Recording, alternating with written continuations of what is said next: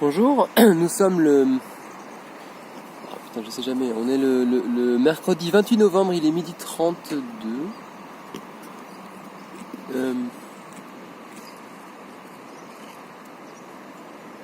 Et... Ok. Et...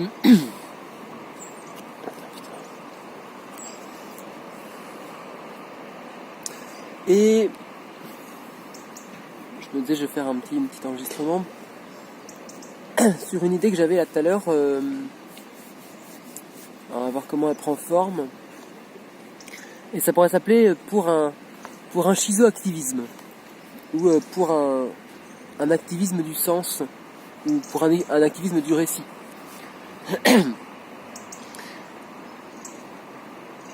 Alors évidemment ça prend beaucoup sur la question du récit anthropologique. Et en particulier tel que je l'ai compris chez Carlos Tinoco, mais il a l'air de reprendre en fait des poncifs qui étaient déjà là avant lui. Hein. Pas que Carlos Tinoco, ils sont plusieurs à avoir écrit le livre en question qui m'a beaucoup touché personnellement. Et donc c'est dans l'idée que quelque part que ce qui fonde en premier lieu nos existences, nos actions, c'est en fait ce qui va donner sens, ce qui va faire du sens. Alors il y a aussi dans un sens Frédéric Lordon, en fait, à la base qui a écrit pour un structuralisme des affects. Enfin, je crois que c'est ça, en tout cas j'ai juste lu le titre. Et dans l'idée du structuralisme, c'est l'idée qu'il y a une structure qui conditionne du coup nos affects, etc. quoi, quelque chose comme ça. Enfin, qui conditionne, voilà, il y a une structure par exemple qui va conditionner les rapports économiques ou des choses comme ça. Voilà, Marx par exemple a pensé à la structure un peu comme... Non, je ne sais pas trop en fait ce qu'il fait. J'ai du mal à comprendre encore ce que ça veut dire structuralisme, mais bon, il y a l'idée que nous ne sommes pas des individus qui sommes comme ça, libres, avec un libre arbitre et une volonté propre, mais nous réagissons à une structure. À une structure plus vaste qui nous dépasse un petit peu et qui construit, en fait, qui nous construit dans cette structure-là. Nous sommes des agents de cette structure, mais en même temps, on a comme des employés un petit peu qui faisons juste leur boulot, quoi, que la structure demande quelque part. Voilà.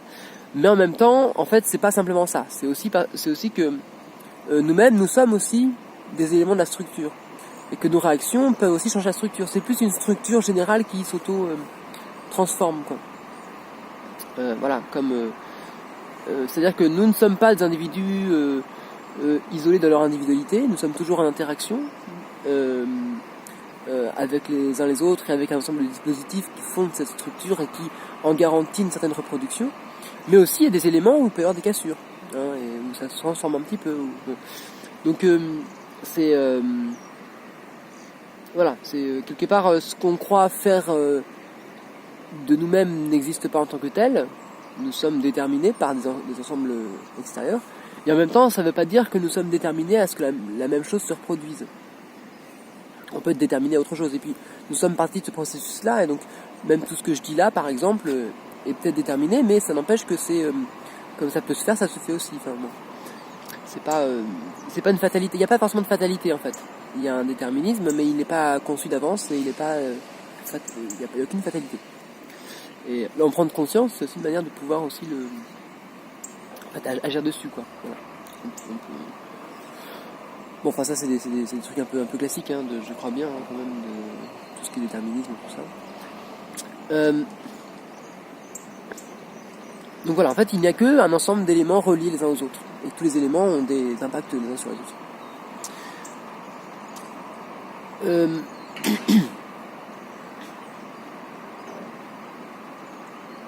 Alors bon, chez Lordon, mais j'ai pas lu ses bouquins directement, mais ce qui semble décrire, c'est que voilà, les affects par exemple, ce qui nous fait agir, c'est-à-dire nos émotions, nos réactions de crainte, de désir, voilà.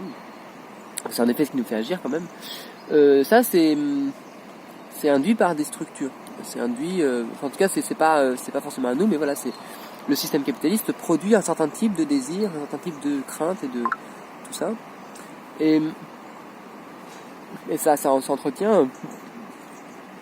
Ça, bon, j'imagine que je vais un peu vite en disant ça, mais ça construit un certain type d'individu aussi derrière.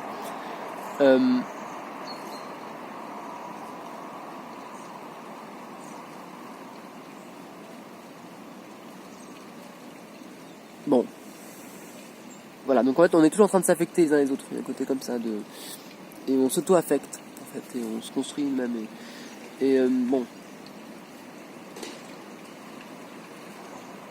ouais, il y a ce concept de multitude. Bref, alors du coup sur le sens, alors, parce que j'ai dit Tinoko, et moi ça me plaît beaucoup, parce que c'est vrai que je trouve que ça marche très bien, c'est qu'en fait le sens est très important, et c'est presque le sens qui font les affects aussi. C'est-à-dire que c'est en mettant du sens sur l'existence, en mettant du sens sur la vie, sur ce qu'on vit, sur ce qu'on vit, sur comment on se voit, enfin, que du coup ça conditionne comment on se voit là-dedans, comment on va s'autoriser ou pas à faire des actions, et aussi s'autoriser ou pas à avoir des sentiments, des émotions qui y sont liées, à côté comme ça.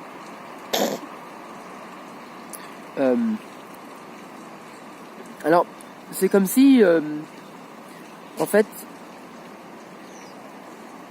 parce que moi, dans les petites expériences que j'ai faites, où j'ai essayé de faire des sortes de jeûne et de ne pas manger de sucre par exemple, ou de ne pas regarder d'images pornographiques, ou pas d'écouter de musique pendant un temps donné, c'est comme s'il y avait autre chose. C'est-à-dire que, quelque part, bon, le désir, d'accord, il peut être construit par un système de sens, mais l'inverse aussi, c'est comme si, quand je prenais du sucre, ça allait me focaliser sur le sucre. Et quand j'en prenais pas, ça laissait un temps vide, et là-dedans pouvait créer autre chose, comme du sens, ou quelque chose comme ça. C'est comme si le sucre ou quoi était une manière de fixer le désir sur quelque chose. Et donc aussi de fixer le sens aussi dessus. Donc j'ai l'impression que quelque part que qu'il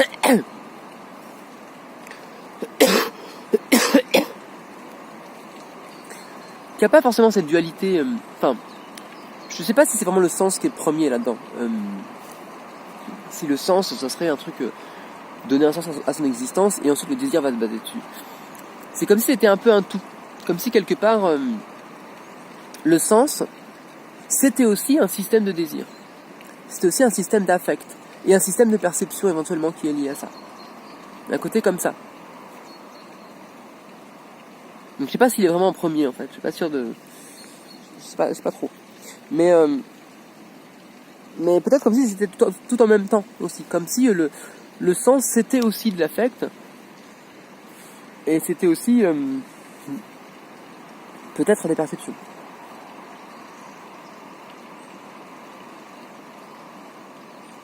Et qu'en fait il n'y aura pas forcément de différence quoi.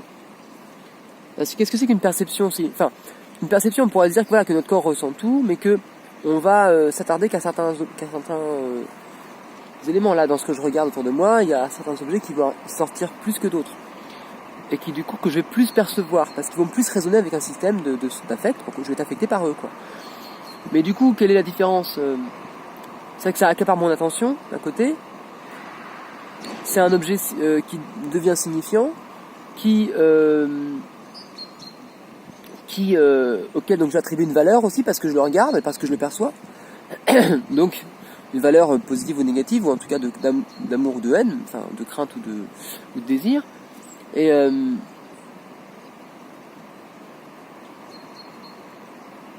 du coup ça va créer un sens comme ça aussi justement. Donc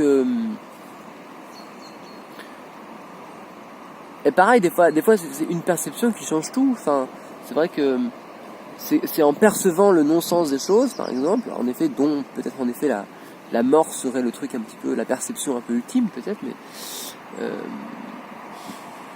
et encore, je suis pas sûr, parce que bon, la mort, qu'est-ce que c'est la mort de l'individu, mais pas la mort du reste. Enfin, ça dépend de. C'est vrai que du coup, le fait de faire des enfants, c'est une manière de repousser la mort.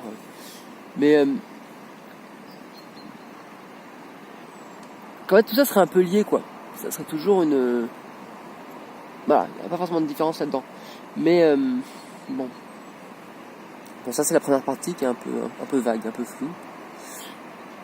Donc voilà, en fait, donc pour un activisme du sens, et donc l'idée que les perceptions, le sens, le désir seraient reliés ensemble.